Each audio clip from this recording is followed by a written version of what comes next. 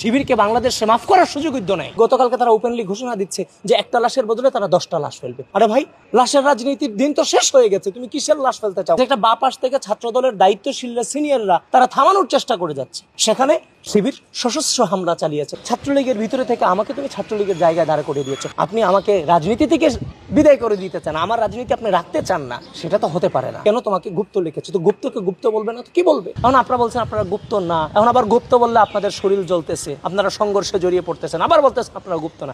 গতকালকে চট্টগ্রাম যে সিটি কলেজে সংঘর্ষের সূচনা হয়েছে, কেন হয়েছে? দেয়ালে লেখা আছে যে ছাত্র রাজনীতি নিষিদ্ধ চাই, অথচ তারাই কিন্তু সেই কলেজে ছাত্র রাজনীতি করে যাচ্ছে। তো সেই লেখাটা মুছে, ছাত্রটা মুছে, সেখানে ছাত্র দলের নেতা কর্মীরা লিখেছে গুপ্ত রাজনীতি নিষিদ্ধ চাই। একটি হচ্ছে ইন্টেলেকচুয়াল রাজনীতি, এক প্রকার গণতান্ত্রিক পদ্ধতি আমরা প্রতিবাদ করেছি, তোমরা রাজনীতি করতেছো, আবার বলছো ছাত্র রাজনীতি নিষিদ্ধ চাই। ছাত্র রাজনীতি আমরা নিষিদ্ধ চাই না, আমরা গুপ্ত রাজনীতি নিষিদ্ধ চাই। এখন তোমার যদি সেটা গায়ে লেগে থাকে তাহলে তুমি আরেকটা গ্রাফিতি করো। আমরা গ্রাফিতির মধ্যে প্রতিবাদ করেছি, তুমি আরেকটা গ্রাফিতি করো। তুমি কি করলা?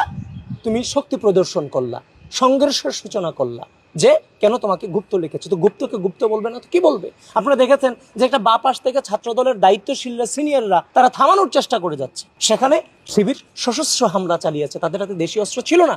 আপনি যখন আমাকে দেশীয় অস্ত্র হাতে হামলা আত্মরক্ষা করতে হবে, সে আত্মরক্ষা করতে গিয়ে একটি সংঘর্ষের সূচনা হয়েছে, যেটা কোনোভাবেই বাংলাদেশে এটা কাম্য না। তো সুতরাং এটার দায় শিবিরকে নিতে হবে, এবং যে গুপ্ত রাজনীতির যে ভয়াবহতা সেটা ইতিমধ্যে বাংলাদেশের সকল শিক্ষা প্রতিষ্ঠানের স্টুডেন্টরা অনুধাবন করেছে। সে গুপ্ত রাজনীতি থেকে শিবিরকে বেরিয়ে আসতে হবে। এবং গতকালকের যেই 5 আগস্ট পরবর্তী সময়ে বাংলাদেশের শিক্ষা প্রতিষ্ঠানে যে রক্তারক্তির সূচনা তারা করেছে, এটার দায়ভার তাদেরকে নিতে হবে। এবং গতকালকে তারা ওপেনলি ঘোষণা দিচ্ছে যে একটা লাশের বদলে তারা 10টা লাশ ফেলবে। আরে ভাই, লাশের রাজনীতির দিন তো শেষ হয়ে গেছে, তুমি কিসের লাশ ফেলতে চাও? কার লাশ তুমি ফেলতে চাও? গতকালকে কিন্তু তারা সেটা বলেছে।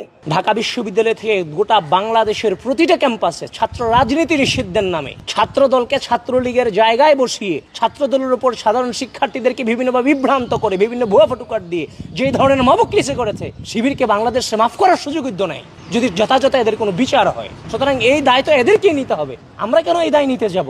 এরা যে বললাম না যে আমরা দুঃসময়ের রাজনীতি মোকাবেলা করে আজকের এই জায়গাতে দাঁড়িয়ে আসছি, এরা আমাকে যে পর্যায়ে নিয়ে যেতে চায়, আমরা সেই পর্যায়ে তাদেরকে মোকাবেলা করার জন্য মানসিকভাবে প্রস্তুতি রাখছি। ছাত্রদল যা, ছাত্রলীগ তা। আচ্ছা, বিগত 17 বছর আমি লড়াই করলাম, আর তুমি ছাত্রলীগের ভিতরে থেকে তুমি রাজনীতি করলা, এখন এসে তুমি আমাকে ছাত্রলীগের জায়গায় প্রতিস্থাপন করে তুমি আমাকে বানিয়ে দিচ্ছ, ছাত্রলীগ বানিয়ে দিচ্ছ, অথচ তুমি ছাত্রলীগের ভিতরে ছিলা। ছাত্রলীগের ভিতরে থেকে আমাকে তুমি ছাত্রলীগের জায়গায় দাঁড় করে দিয়েছো। আপনি আমাকে রাজনীতি থেকে বিদায় করে দিতে চান, আমার রাজনীতি আপনি রাখতে চান না, সেটা তো হতে পারে না। আপনি আমাকে রাজনীতি থেকে নাই করে দিবেন? আরে ভাই, আমরা রাজনীতি করেছি বলে, দুঃসময়ে হাসিনাকে স্বৈরাচার শব্দে প্রতিষ্ঠিত করেছি বলে এই ছাত্র দলের শ্রম, ঘাম, রক্তের উপরে বাংলাদেশের স্বাধীনতা, সার্বভৌমত্ব টিকেছে। সেই সংগঠনকে আপনি প্রশ্নবিদ্ধ করে দিচ্ছেন, তা আমি আমার অস্তিত্ব রক্ষার জন্য আমি লড়াই করে যাব না? সুতরাং আপনি আমাকে যে পরিস্থিতি নিয়ে যাবেন, আমি সেই পরিস্থিতি মোকাবেলা করার জন্য প্রস্তুত আছি। কারণ আমরা দুঃসময়কে মোকাবেলা করে আজকের এই জায়গাটা দাঁড়িয়েছি। এই যে টিনের চালে কাউয়া থেকে শুরু করে যত ধরনের নোংরা স্লোগান আছে, সেটার আপনারা বলেন না 5 আগস্টের পরে ক্যাম্পাসগুলোতে এগুলোর প্রচলন দরকার ছিল না ভাই, তাহলে এগুলো কিভাবে আসলো? তাহলে আসছে কিভাবে?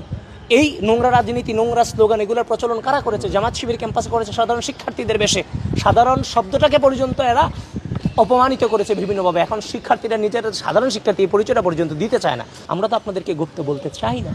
এখন আপনারা বলছেন আপনারা গুপ্ত না, এখন আবার গুপ্ত বললে আপনাদের শরীর জ্বলতেছে, আপনারা সংঘর্ষে জড়িয়ে পড়তেছেন, আবার বলতেছেন আপনারা গুপ্ত না। আরে ভাই, আপনারা গুপ্ত রাজনীতি করে না করার জন্যই তো বিভিন্নভাবে আমরা আপনাদেরকে বারবার আহ্বান জানিয়ে